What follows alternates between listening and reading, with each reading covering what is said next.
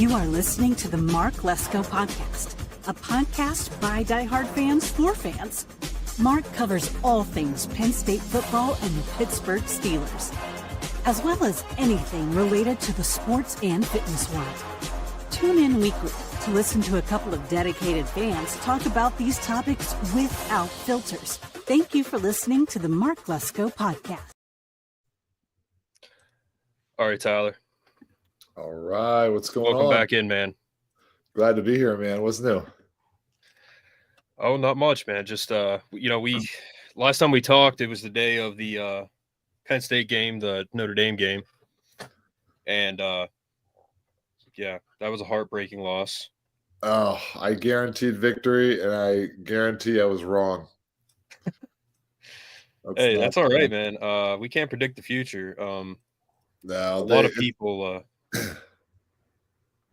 What's that?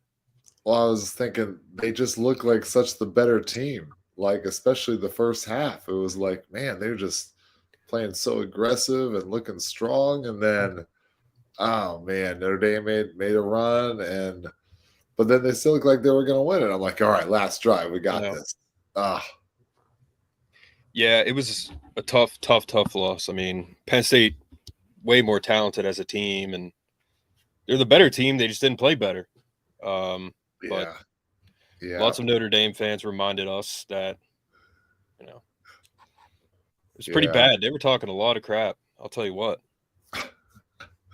Yeah, understandably so. I read up a little bit more on that Notre Dame head coach. Seems like a pretty likable dude, His background, his players just seem to love playing for him, which is cool to see. And because I played on plenty of teams where guys just did not like the coach, and it's like, it shouldn't have to be like this, Mm-hmm. But it's also kind of the nature of sports where there's a lot of competition, a lot of passion and emotion, and guys don't see eye to eye. And, players think hey, listen, I know how to play. I know how to win games. And the coaches are like, listen, we've got a game plan. And this is why we're in charge. And there's got to be guys in charge of leadership. But anyway, I felt so bad for those guys because how hard they played. But, man, just what a shame, man. That's how it goes. But all in all, still, I mean, Final Four team, you're in the semifinals, and you just want shots. You want to take shots at it. So I was still happy for him, proud of him. Yeah, it's a good season. Made top four. One game away from the national title. Aller's progressed. Franklin's progressed for sure. And I know that guy wants to win. So, at the end of the day, I think we're in good shape, and I think we'll be okay going forward. So, but got a lot of guys coming back. Yeah, absolutely. But Tyler, we've lost 4 straight here. Lost to Michigan State, close. Lost to Oregon, close, very close. Yeah. And you're going tonight to Rutgers. Yep, I'll be there. So, what are you thinking, man? What are you thinking right now with the team? So I was at that Oregon game, and when I found out that Ace wasn't playing, I was like, oh, man, this is going to be a tough go because I don't know if he's missed a game since he's been here that I can remember. And he always gives them a chance to win against, whoever they're playing. And he's such a difference maker. And I'm like, man, this Oregon team is really good. But and they got up by a lot early on. I mean, it was not looking pretty. And then second half, Penn State makes this run. They come back, and then they pass them, and then the crowd comes alive, and you're like, oh, my gosh, we're up like 5 or 6 with 3 minutes to go. And they really, guys really stepped up. I was really proud of those guys. DeMarco had some big buckets. Puff played well. Zach had a great game. I almost said Zach Mills. Zach had an awesome game, and everybody just went to the next level, which was needed with Ace out. And then Oregon they bang, they hit a couple threes, and then it was a different game. So that was a heartbreaker because as good as Oregon is, you want to be able to get wins like that at home. and man, they couldn't quite capitalize. That would have been another huge win. I mean, you beat Purdue, you beat Oregon. I mean, you're beating top teams, but that just, man, they just couldn't quite get there, man. I felt real bad for them. Yeah, against a team like Oregon, who's ranked, and Michigan State, they're first in the Big Ten right now. The fact that they're losing closely is, that's good because they're competing clearly. Obviously, you'd rather win, but they're competing, which is awesome. So that's good. Yeah. And then, you go on the road to Michigan State, and boy, that is as hostile as it gets. And man, that was I was proud of their effort being right there, man, because that's a place where one of my years we went and we were up by 20 in the first half, and we lost by 20. It was a 40-point swing, and that place can just be, it can just kind of like take all your heart and soul when that momentum shifts and the crowd just gets going crazy and stuff. So for them to be able to, I think, respond from a lot of shots that Michigan State's threw at them was good. But, it's like, even though you're having these close losses after close losses, it's still, you're starting to like think, oh man, like we don't want this to get away from us, and all of a sudden, be looking at like, way from the bottom up in the Big Ten. So I think tonight's an awesome chance for them to kind of get a little revenge from when they lost at Rutgers early in the season. And Rutgers has that one guy who's pretty legit. I forget his name off the top of my head, but they're a solid team, obviously. And but home game, I think I feel pretty good about it, and hopefully Ace is healthy and the other guys are healthy too. Yeah.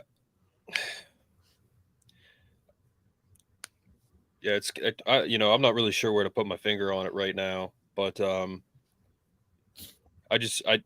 they got a good team overall. They got good players. They got good coaching. Ace leading the way. I saw a piece on him on the men's basketball page. Call him Buttons. That's his nickname? Oh, really? I didn't know that. That's fine. And I saw this too, Tyler. I wanted to bring this up. So they said, all smiles, having some former Nittany Lions back in the house. And who's that? Who's that right there? That could be anybody. Well, you got a twin out there, Tyler? Family too. Geary was there. Geary was a legend in his day, and unfortunately, he was on some teams that they didn't have a ton of talent, so that I don't think they won a ton when he was here. But he's a guy that anybody that has followed Penn State basketball for a little while, I mean, crazy good athlete, super guy. He's got a whole bunch of cute little kids running around now, and the guy looks like he literally could step out on the floor and play tonight. I mean, he's so athletic, keeps in such great shape. I mean, you would think he was a player the way he just like is built and stays in shape. It's pretty awesome. Well, Tyler, looking at the standings right now, like I said, we competed with Michigan State, competed with Oregon. Michigan State 16-2. They're number 1 in the Big Ten. Overall, they were. I thought they were in the top 10 at some point, but we're 12-6, not that far off. The only thing that's killing us is the conference play. Michigan State's undefeated. We're 2-5. So going forward, Tyler, I'm still liking our chances for March Madness. Can you see that okay, Tyler? Yeah. Just scroll down and maybe just leave it in like middle of the pack there. Yeah. Right there. Yeah, Michigan's off to a good start with their new head coach. A buddy of mine almost joined him up there. He was one of the assistant coaches down at Florida Atlantic. I was like, come join the Big Ten, man. And he's like, a little chilly up there. So he ended up staying with Florida Atlantic. But yeah, I mean, we still have a little ways to go. 7 games in, I mean, we're not even halfway there. And, not surprising that Michigan State is off to a good start. They seem to be a team that, like, I mean, they're always so good. They're always so talented. It's never fun to play them. They play at such a fast pace. so aggressive. They rebound so stinking hard. But so it's not surprising that they're out on top. I can't wait to see how we do against some of these other teams that we haven't played before. Like USC, UCLA, because then we go to Michigan. I think after. Let's see. We play at Michigan here in a little bit. I don't know if you can. Is that our? Can you see that on the left? There you go. We're at Iowa, at Michigan, and then Ohio State, Minnesota home. So, a lot of fun games to play, man. It's fun to be a fan. A little more stressful when you're a coach and you're trying to, piece this thing together, and you've lost a couple in a row. Yeah, I'm sure you've talked to Joe and Coach Rhodes recently. Yeah, and they're, about as positive as you can be. I mean, they know what it takes to win, and so like, how do we, transfer this into our guys? And that's always the challenge with coaching. I remember being a player, and I played for this one guy, and he was like, "Man, that was my fault. You guys, my fault." And I'm like, "No, it wasn't. We were the ones playing. Like, we got to make the plays. Like, you can't make baskets for us. You can't block out for us." And like, we knew the things we had to do, and we just didn't get it done. And it's so hard when you're coaching and you're releasing control to these guys. But that's the game. That's the challenge of how do I influence these guys, and what are the things I need to say that they click for them, so that in the middle of the game, like, it's just instinctual and they just do it. And it's so hard to do because it's coming. I mean, I've been in those scouting reports in practice with those guys, and they're going over detail after detail. And I'm thinking to myself, all right, if I then fast forward to being in the game, am I going to remember like all these little things like that the coach just said? No, I'll remember kind of the main points. But yeah, man, it's such a fun challenge, and to kind of all be in it together is really great. Tyler, you need to get off of 5? I can probably go to 5:05 or so. All right, sounds good. We got a comment here, Tyler, from Anthony. He said, "Mark and Tyler, is there anybody on that Penn State coaching staff for basketball you guys can recommend that has a future as a head coach, because my Hurricanes are looking for a head coach?" Well, Joe Crispin, but he's not going anywhere. I'll personally make sure he doesn't leave. I'll go up and I'll stop him. I know we're not letting Joe go, man. We want him here in whatever capacity we can get him. As far as future head coaches go, I would say, Coach Scott, terrific guy. He's kind of their big man coach right now.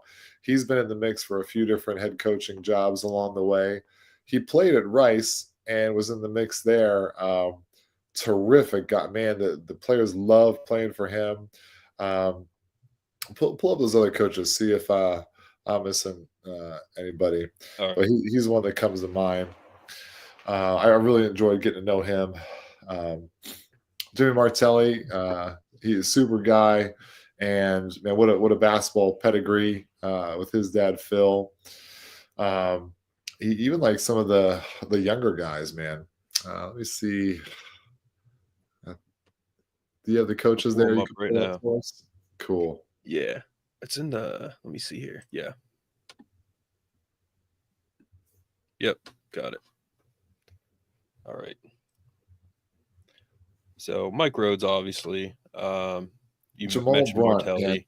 Jamal is a super guy. He's been with Coach Rhodes a long time, and very sharp guy, man. In practice and behind the scenes, boy. I mean, you talk about a wealth of basketball knowledge, and played so much. Like, really gets it as a player. Sometimes when you're talking with the coaches, especially head coaches, you almost feel like they're so far removed from their playing days that they lose a little bit of that identity as a player. I don't get that from Rhodes at all. I mean, Rhodes is out there, man. If you ever get a chance to like peek in on a practice, I mean, he'll go from just standing to like this is how it should be done. Full sprint, boom, hit the guy, box out, give me the ball. Like, it's hilarious watching him. Like, he is very high intensity, and which is awesome. Like you want that from coaches, very passionate. Jamal, same way, man. I mean, he's outstanding. So, like, honestly, any one of those guys would be phenomenal. Sorry about your Canes, man. they all go through rough patches. I was just talking about the Hurricanes today, and Adam Fisher. I don't know if you remember him. He was an assistant coach down there, and then I think he was associate head coach actually. Then came up, was up here at Penn State for a minute, and now is the Temple head coach, which is pretty cool. And I remember Adam from when he was he was like the head manager and kind of a basketball operations guy at Penn State. But it's funny to see guys when, they're kind of just like coming up through the ranks. And now he's the head coach at Temple. I'm not sure how Temple's doing this year, but pretty cool to see. He said, I want Coach Crispin. Listen, man, there's a lot of places that would love a guy like Coach Crispin. I mean, he wants to fill it up, play a different style of ball. He's kind of like he's a different thinker, instead of the traditional basketball formula. He really mixes things up. He's always been that way, and that's just in his blood. And his DNA is like, you got to think differently and do things differently. And but nobody wants to kind of do that and like take on those risks if it doesn't work. Like, what if we were just offensive minded? You know how like defense wins championships. So then he writes a book and titles it Offense Wins. So that's the kind of mindset he has, though. It's like very out of the box, and just giving guys freedom that they wouldn't normally have. Tyler, you can see these, right? I think that's what hurt Miami this season, from my perspective. Saying that Coach L is a little too old school. That can be. And sometimes old school works. It can work for a little while.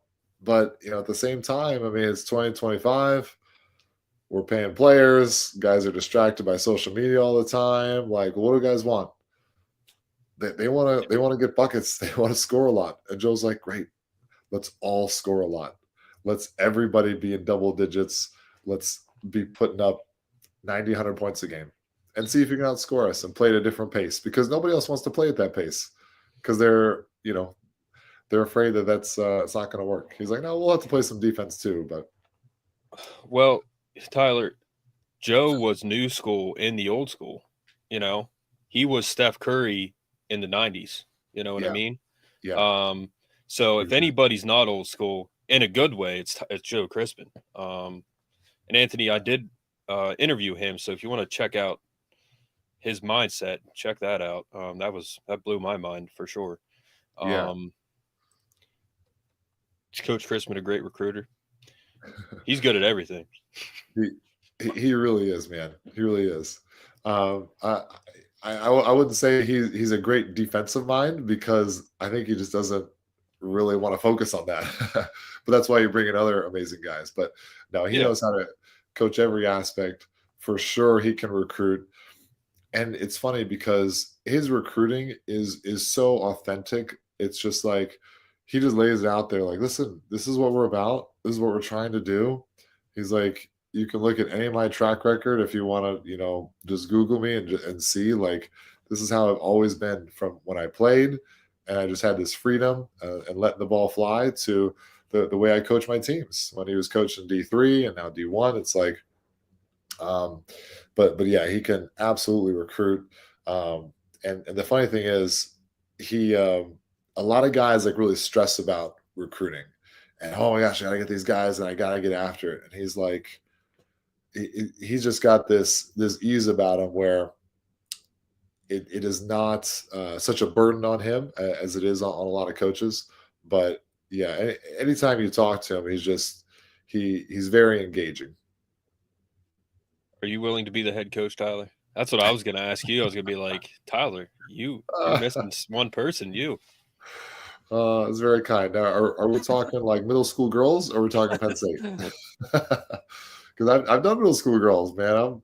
I'm a mean middle school girls assistant coach, man. Watch out. Yeah, I coached middle school too, junior high, and man, if you can do that, then you can definitely coach varsity. That's for sure. I know. But Tyler, we got to jump off here soon. But I did talk to you about that in the future if you would ever consider coaching at Penn State. So I'm not going to put you on the spot, but I think you would definitely make a great coach for sure. So yeah, Penn State's such a special place to me, just because that's where I went to school. It's where I live now, and it would be awesome to coach there, especially with the right guys. I mean, no matter what you're doing, you're around awesome people. Like if I had a chance to be with guys like Coach Rhodes, Joe, Jamal, Coach Scott Martelli, all those guys are awesome. Just so that's why it's so fun for me to be able to pop into practice and just kind of hang out, be a part of it, and try to encourage some of the players. I know when I was a player, it was cool when former players would come back and just say a couple positive things to them. Even like Coach Parkhill, I met my freshman year. He didn't recruit me, and I never played for him or anything like that. But he would just, hey T man, good work out there. Like it was really refreshing, because sometimes we get in our own heads, especially as athletes and also as people. And we have these different voices in our heads, man, that aren't always so friendly. So when you hear something like from positive from a outside source, that somebody who's kind of been around for a while, it's helpful. So that's just kind of how I try to help out here and there when I can. But yeah, man, listen, I love that coaching staff. I wouldn't change a single guy on there. I think they're doing a terrific job. But at the end of the day, like, players do have to make plays. Yep, exactly. That's the way it is for the football team right now, man. I mean, people can blame Franklin all they want, but he can't not throw an interception. He can't catch a ball. So Tyler, last question, answer this one, and then we'll jump off. Oh, that's a good question by Anthony. So what was the player that I least liked playing against? Just there was you probably got a top 10, but yeah. Man, there was a guy my freshman year. There's two of them that come to mind. I think his name was Miles Tarver. My freshman year, I think he was a senior. And man, he was just so much more experienced, knew all these little vet moves and tricks, and just would get under my skin, drove me nuts as a freshman. And I'm trying to keep my cool and play hard, but not play stupid, out of control. But I usually did against him. And then another guy that played for Iowa, his name was Reggie Evans. And he was a double-double guy. He played at JUCO for 2 years, and then senior year, he was at Iowa. But if you ever look him up, man, he was an absolute monster. He wasn't super tall. He was probably 6'7"-ish, maybe listed at 6'8", but just an athlete and worker and loved to just bang and grind.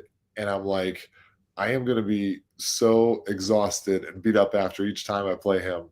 I loved it. I loved the challenge. But my best defense against him was just try not to let him get the ball. Just try to work super hard before, because once he got the ball, he was so strong. I don't know how anybody could stop him. Well, I was gonna say those two twins broke your nose in Italy, right? Is that those twin tower guys? yeah, that didn't help either. And Zach Randolph, I played against Zach Randolph when he was at Michigan State, and boy, another monster. I was like, just don't let him catch it. Just work super hard, because if he catches it, it's that's it, man. Big, strong lefties. It was game over. Well, I thought you would mention Julius Peppers too. I mean, obviously he was a freaking. Whew, yeah, he was huge. Yeah, well, he was an animal. Fortunately, I only had to play against him once. Yeah. Yep. All right, Tyler. We got to jump off, but thank you for coming back on, man. It's always good to have you on here. You're a wealth of knowledge, and I look forward to keep covering this going into March Madness, because I do think Penn State will make it. So. Yeah, thank you, man. Well, I'm not going to guarantee victory anymore, because I did it for football and they lost. I did it for basketball and they lost. So, hey, even though I both did of them too. we're right there in both games, man. I did too. So I might have to cancel my podcast now, since I can't, guaranteed it. But all right, Tyler, have fun at the game tonight. Thanks, Mark. It'll be a great one. We'll talk soon. Thanks, buddy. Oh yeah.